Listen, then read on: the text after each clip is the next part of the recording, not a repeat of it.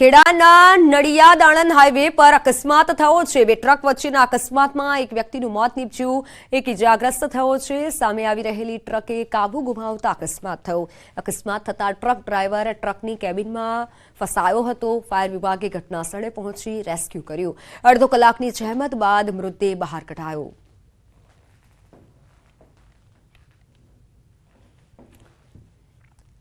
સુરતથી મહત્વના સમાચાર। સુરતમાં અરેઠના સ્ટોન ક્વોરી મામલે તપાસ હાથ ધરાઈ છે। માંડવી પ્રાંત અધિકારીના અધ્યક્ષસ્થાને આજે તપાસ થઈ રહી છે। 2 થી 3 દિવસમાં અહેવાલ ઉચ્ચ અધિકારીને સોંપાશે। સ્ટોન ક્વોરીને લઈ સ્થાનિકોએ વિરોધ કર્યો હતો। બ્લાસ્ટના કારણે દિવાલોમાં તિરાડો પડતી હોવાથી વિરોધ નોંધાવ્યો હતો।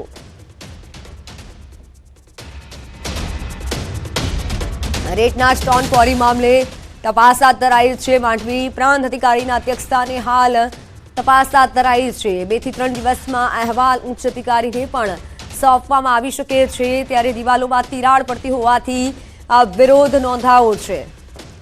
સુરતથી આ સમાચાર કે જ્યાં અરેઠના સ્ટોન ક્વોરી મામલે હાલ તપાસ કરવામાં આવી રહી છે। માંડવી પ્રાંત અધિકારીના અધ્યક્ષસ્થાને હાલ તપાસ થઈ રહી છે।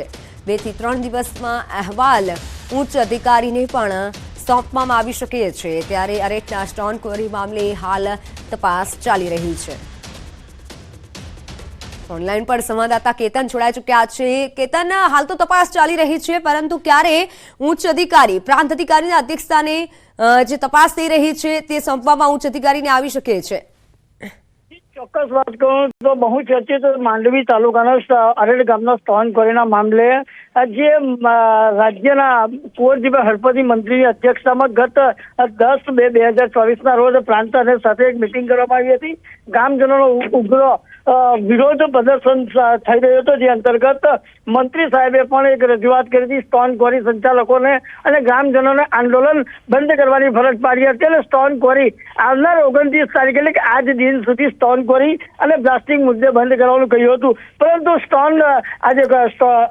ક્વોરીના સંચાલકો જે છે એ રાત્રિ દરમિયાન બ્લાસ્ટિંગ અને ક્વોરી ચાલુ રાખતા ગામજનોએ વિડીયોગ્રાફી પોલીસની અધ્યક્ષતામાં કરી હોય અને એ વિડીયો પણ વાયરલ કર્યા છે। અને એ બાબતને ધ્યાનમાં લઈ 29 તારીખ સુધીની અંદર સમિતિ 4 થી 5 જણી નિમી હતી, જે અંતર્ગત રિપોર્ટ સબમિટ કરવાનો હોય, પરંતુ વહીવટી તંત્રની ઢીલી નીતિના કારણસર આજ રોજ હજુ આ ગામની અંદર એસડીએમ અને ભૂસ્તરશાસ્ત્રી, જીઓલોજીસ્ટ અને તમામ ઉચ્ચ અધિકારીઓની હાલ ગ્રામ પંચાયતની અંદર બેઠકનો દોર ધમધમાટ ચાલી રહ્યો છે। હવે જોવું રહ્યું કે આ જે ઉચ્ચ અધિકારીઓ છે એ કઈ પ્રકારની સ્થળ તપાસ કરે અને ગામજનોને શું આદેશ આપે તે પછી।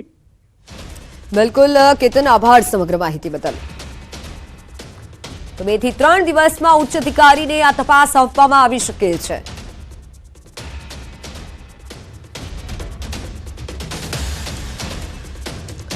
અમદાવાદમાં સગો પિતા હેવાન બન્યો છે। 5 માસની દીકરીનું ગળું દબાવી પિતાએ હત્યા કરી નાખી। માતાએ શહેર કોટડા પોલીસ સ્ટેશનમાં ફરિયાદ કરી। પુત્રીના હત્યારા પિતાની પોલીસે ધરપકડ કરી લીધી છે।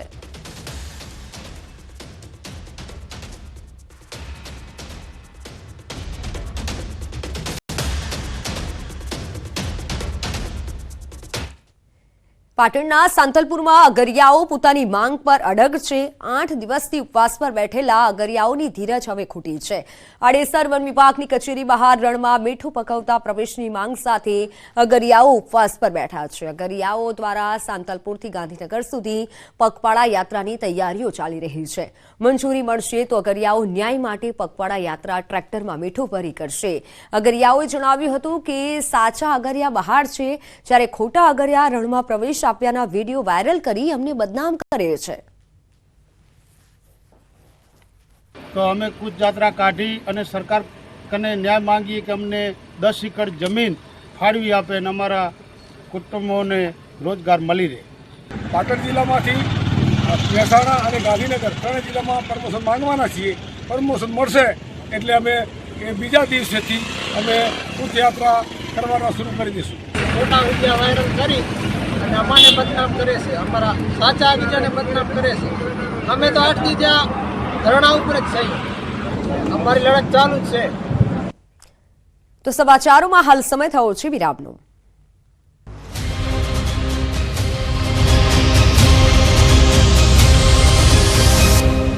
બધું જોયું છે. જોકે રસ્તામાં એક વ્યક્તિ ઇન્કમટેક્સની ઓળખ આપી આ ગાડીમાં બેસી ગયા બાદ ગાડીમાં રહેલા 4 વ્યક્તિઓને અલગ અલગ જગ્યા પર ઉતારી ગાડી લઈને ફરાર થઈ ગયો. જે બાદ કર્મચારીઓ તાત્કાલિક સુરત કતારગામ પોલીસ મથકે પહોંચવાની જગ્યાએ ક્રાઇમ બ્રાન્ચમાં પહોંચી લૂંટની ફરિયાદ નોંધાવી હતી. કોંગ્રેસ માટે લોકસભાની ચૂંટણી પહેલા જ ચઢાણ કપરા બનતા જઈ રહ્યા છે. કોંગ્રેસમાં હવે ઉત્તર ગુજરાતમાં વધુ એક મોટો ઝટકો લાગ્યો છે.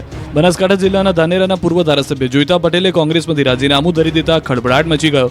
જોઈતા પટેલ બનાસકાંઠા જિલ્લામાં મહત્વના આગેવાન ગણવામાં આવે છે. આ દરમિયાન જોઈતા પટેલે રાજીનામું ધરી દેતા કોંગ્રેસ માટે બનાસકાંઠામાં મોટો ઝટકો લાગ્યો છે. મહત્વનું છે કે જોઈતા પટેલ 3 વાર ધાનેરા સીટ પરથી ધારાસભ્ય બન્યા છે. તેઓ ટૂંક સમયમાં જ ભાજપમાં જોડાય એવી શક્યતા છે. જોઈતા પટેલે પોતાના રાજીનામામાં જણાવ્યું હતું કે હું ભારતીય રાષ્ટ્રીય કોંગ્રેસના પ્રાથમિક સભ્ય પદેથી રાજીનામું આપું છું, જે તાત્કાલિક મંજૂર કરવા વિનંતી છે. ગઈકાલે જ કોંગ્રેસના દિગ્ગજ નેતા નારાયણ રાઠવાએ પણ કેસરિયા કર્યા હતા. તેમની સાથે નારાયણ રાઠવાના પુત્ર સંગ્રામે પણ કેસરિયા કર્યા.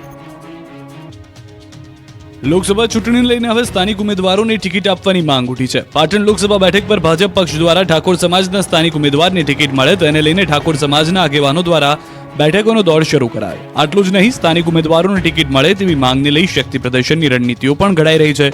ઠાકોર સમાજના અગ્રણીઓ દ્વારા હારીજના સ્થાનિક યુવા નેતા અને ભાજપમાં સક્રિય કાર્યકર ગલુજી ઠાકોરને ટિકિટ આપવામાં આવે તેવી માંગ પ્રબળ બની.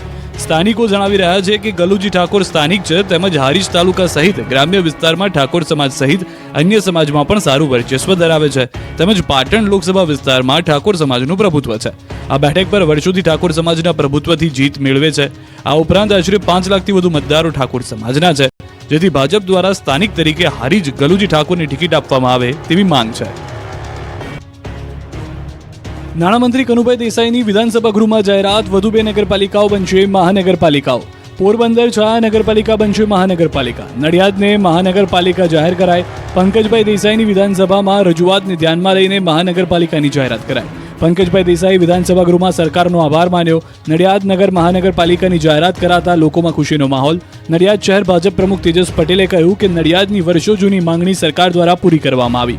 ગુજરાતમાં વધુ 2 મહાનગરપાલિકાની વિધાનસભામાં જાહેરાત કરવામાં આવી છે. પોરબંદર છાયા અને નડિયાદની નગરપાલિકાને મહાનગરપાલિકાનો દરજ્જો અપાશે. પંકજ દેસાઈની પણ રજૂઆતને ધ્યાનમાં લઈને સરકારના મંત્રી કનુ દેસાઈએ જાહેરાતમાં ઉલ્લેખ કર્યો. 2 મહાનગરપાલિકાના ઉમેરવાની સાથે હવે રાજ્યમાં કુલ 17 મહાનગરપાલિકાઓ થશે. અગાઉ ગૃહમાં બજેટ સત્ર દરમિયાન કેબિનેટ મંત્રી ઋષિકેશ પટેલે કહ્યું હતું કે પ્રવર્તમાન શહેરીકરણની સ્થિતિને પારખી રાજ્ય સરકારે નવી મહાનગરપાલિકાઓ બનાવવાનો નિર્ણય લીધો છે. નડિયાદ નગરપાલિકાને મહાનગરપાલિકાનો દરજ્જો આપવાની સરકારે જાહેરાત કરતા નગરજનોમાં ખુશીની લહેર છવાઈ ગઈ. આ જાહેરાત બાદ 7 થી વધુ ગામડાઓનો મહાનગરપાલિકામાં સમાવેશ થઈ શકે છે. યોગીનગર, ડભાણ, પીપલગ, મરીડા, ઉત્તરસંડા, પીજ, ટુંડેલ સહિતના ગામોનો સમાવેશ મહાનગરપાલિકામાં થઈ શકે છે. નડિયાદની હાલની અંદાજિત વસ્તી 3.5 લાખની છે. આસપાસના ગામો એમાં ઉમેરાશે તો 4 લાખ ઉપરાંતની વસ્તી થઈ જશે. સ્થાનિકોએ ફટાકડા ફોડીને ખુશી વ્યક્ત કરી. વિધાનસભાના પૂર્વ દંડક અને ધારાસભ્ય